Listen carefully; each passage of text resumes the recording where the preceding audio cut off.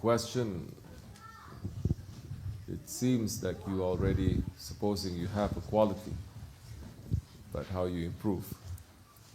You can only improve quality when you have a quality, right? But you want to improve it.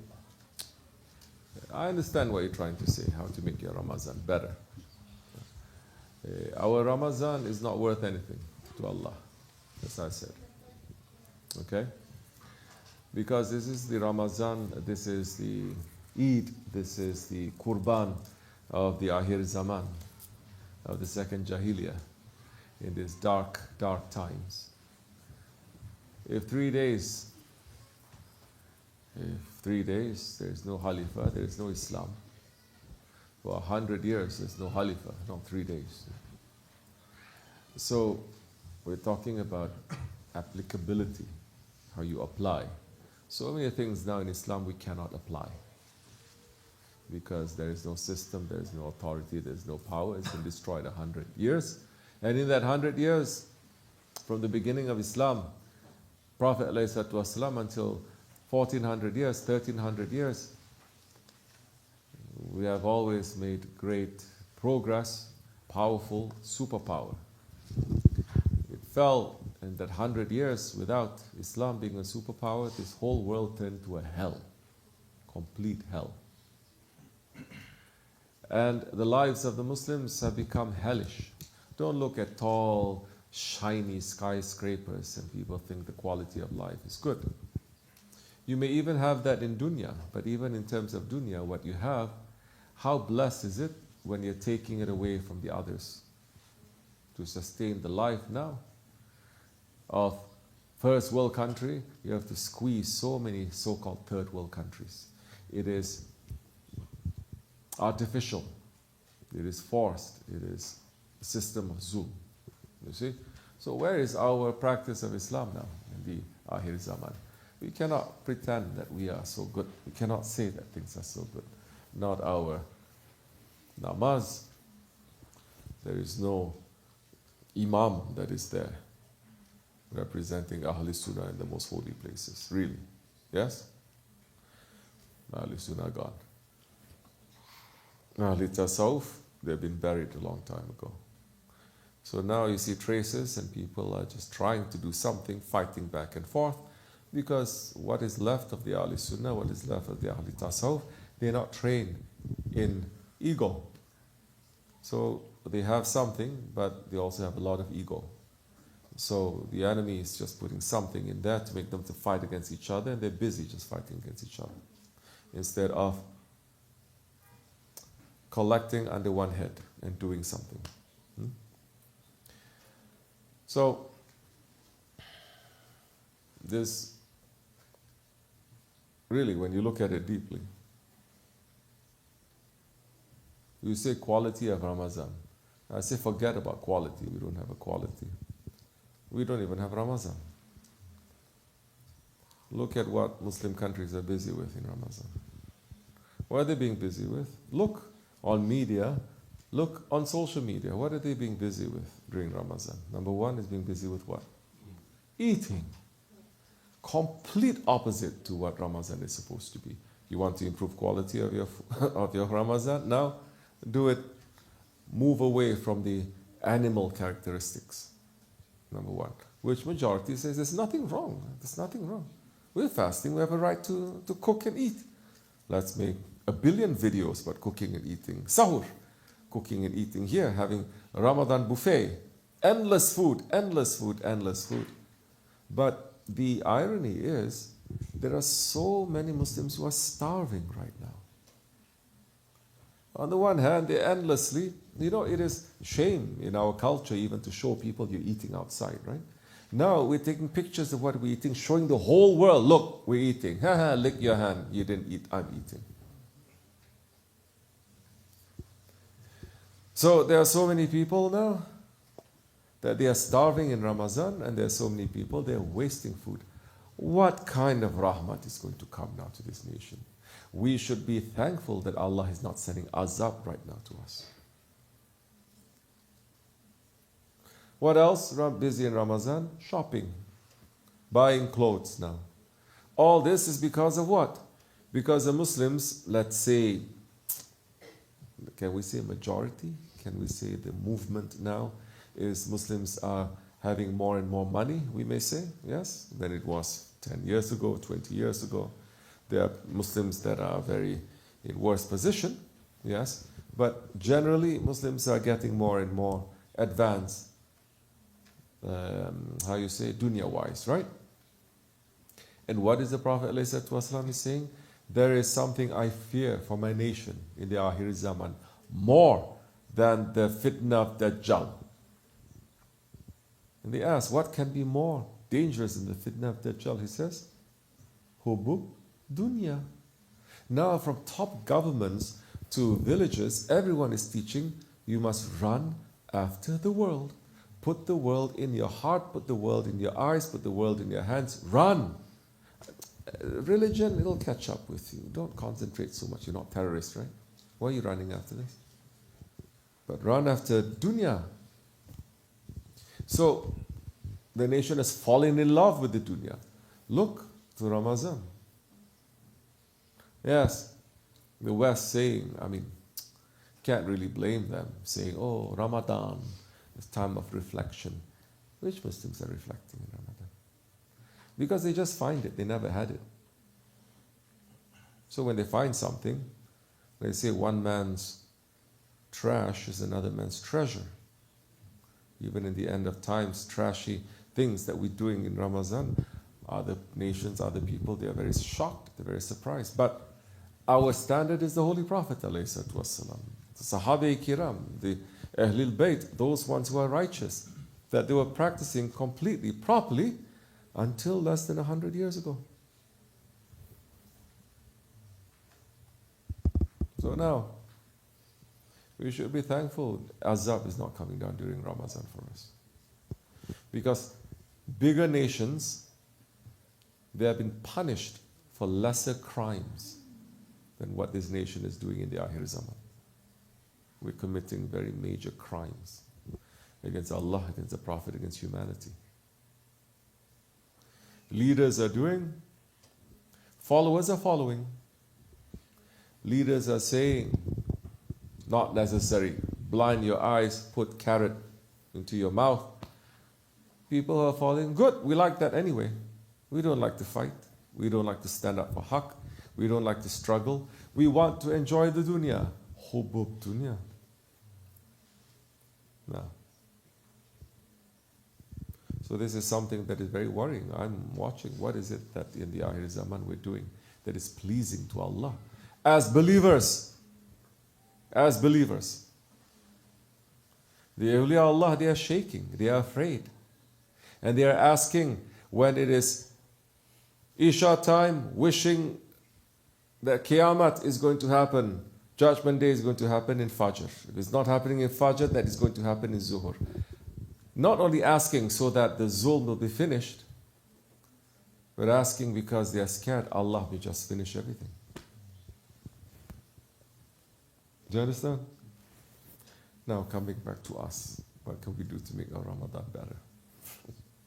Because now when we are practicing, we're worshipping, we're reciting Quran, but we don't care about what's happening to our neighbors or neighboring countries or the Ummah.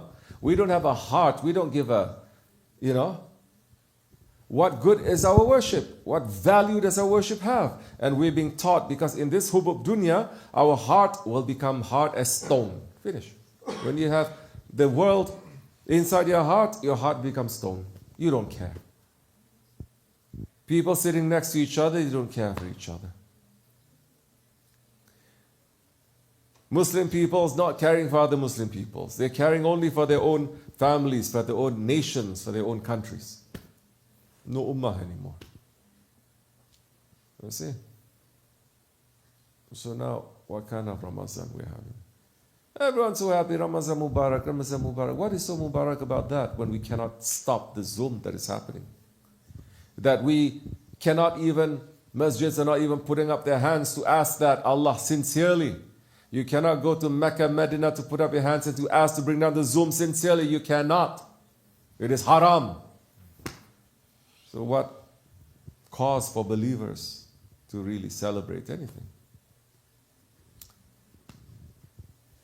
So we worship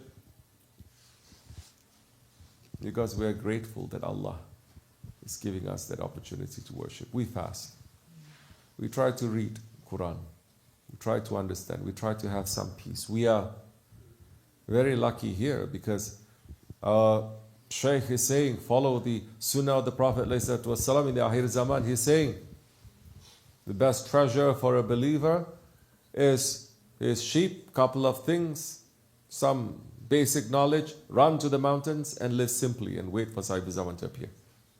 Not to run around trying to change the world. It doesn't mean the believer is not going to notice everything that is happening in the world. The believer's heart must be open. Because you cannot be fooled by the vision of a believer. He looks with the nur of Allah. But now, we understand now, as believers, how evil the world is. Never before it has happened. Worse than the first Jahiliyyah. So when it becomes so evil like that, you will ask Allah to bring Hazrat Mahdi alayhi salam soon. Oh, can you even ask this in masjids? You cannot. Can you ask this in state and government owned masjids? In Muslim countries, in the holy places? You cannot. Their Prophet was speaking so much about it 1500 years ago. Not 100 years ago, 1500 years ago.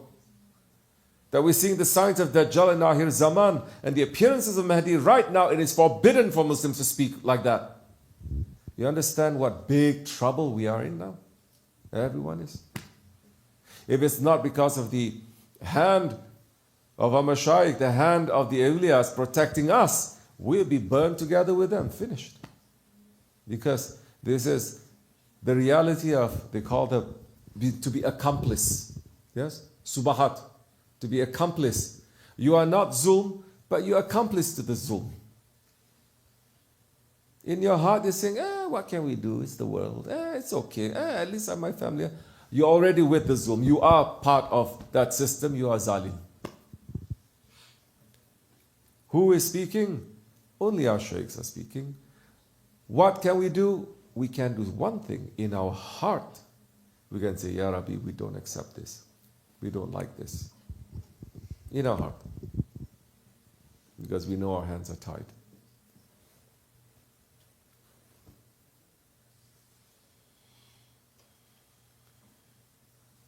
Nation is still not waking up. We thought it was shocking enough some years ago, not too long ago, with that devastation that was happening in Syria in the month of Ramazan, where they were starving. And there are other fellow Muslims on social media saying, oh, look, we're having kebabs, we're having dolma, we're having this and that. And it's still going on, and our Muslim leaders are very reluctant to do anything because their bosses are saying, don't do this, don't do this. Is it getting better? It's not, it's getting worse. Only reason now we're not hearing so much about Gaza is because they're not reporting it, they're not putting it out. The algorithms are working. They know we have the attention span of a kitten, of a puppy. So they keep putting different things so that we can always be sidetracked. But Allah is watching. His Prophet is watching. Checking the pulse of the nation. The awliya Allah are looking. So the punishment that is going to come to this nation is going to be very, very severe. First punishment to the Muslims. And in a month like this, I'm asking for forgiveness. I'm asking more that we be under the shade of the awliyas. That left to our own devices, left to our own thinking, we destroy ourselves. While thinking we're the best, while thinking we're the most holy, because in Ramazan we want to go to Umrah. What are you praying for? If you're praying for the Ummah, it's not working and that's a problem. You don't pray for the Ummah. Millions are going every day. Millions are going. What are you praying for? We are not taught to pray what the Prophet is praying for. This is the problem. We're concentrating so many other things, but we're not taught about the spirituality of the Prophet ﷺ. Because the Prophet, first and foremost, he's worried about who? The Ummah. He's not worried about his family, about his people, about his tribe. He's worried about the Ummah. We don't care about the Ummah anymore. Everyone to himself. This is the reality. And those voices that are going to speak like this, they shut them down. They don't care for us, a couple of people here, a couple of... What power we have. Worldly, we don't. Heavenly, we are supported by the best ones. Alhamdulillah. And by heart, those ones whose hearts are open, they will come. They will hear.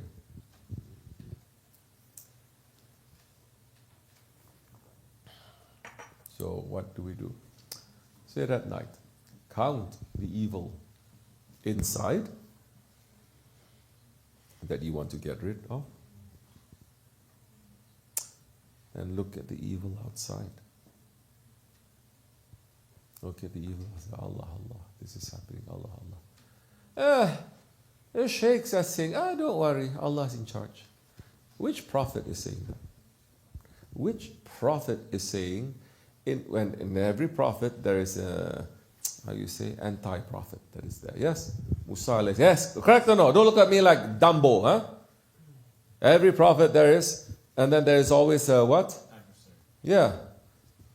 Anniversary. There is an enemy.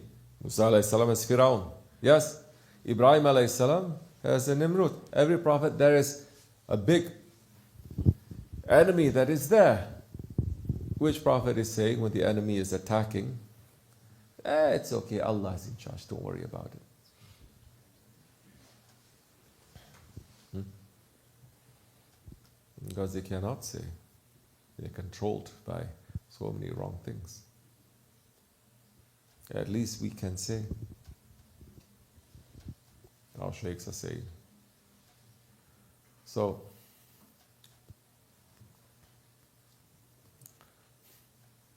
look,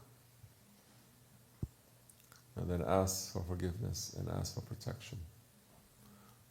Run and be with the awliya Allah. Make rabata. And say, if I have the power, Ya Rabbi, I will change myself, I will change this whole world. If I'm the only one that is left. Muslims have lost the mission of Islam. They only have mission for their own dunya, their own families, their own nations maybe. But they've lost the mission of the Prophet a long time ago. So, there's Ramazan.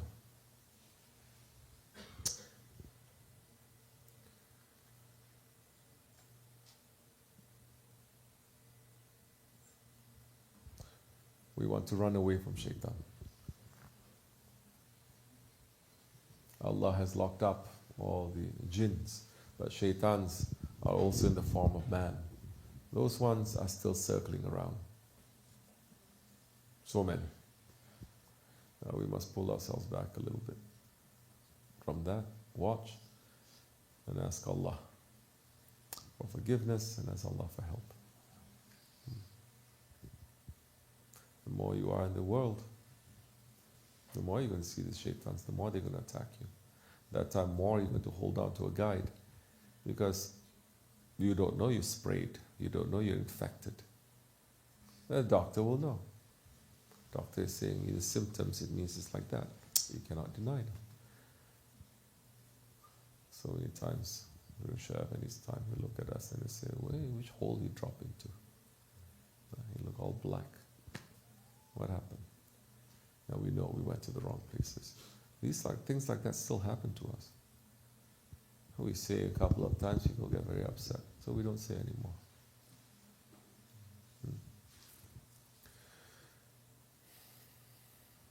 May Allah forgive us, inshallah, for the sake of the Holy Prophet. May Allah protect all believers, inshallah. May Allah grant victory to the believers. May Allah bring down the shaitans and the shaitanic kingdoms and the tyrants, inshallah. For the sake of Sahib al-Sayf, al-Fatiha.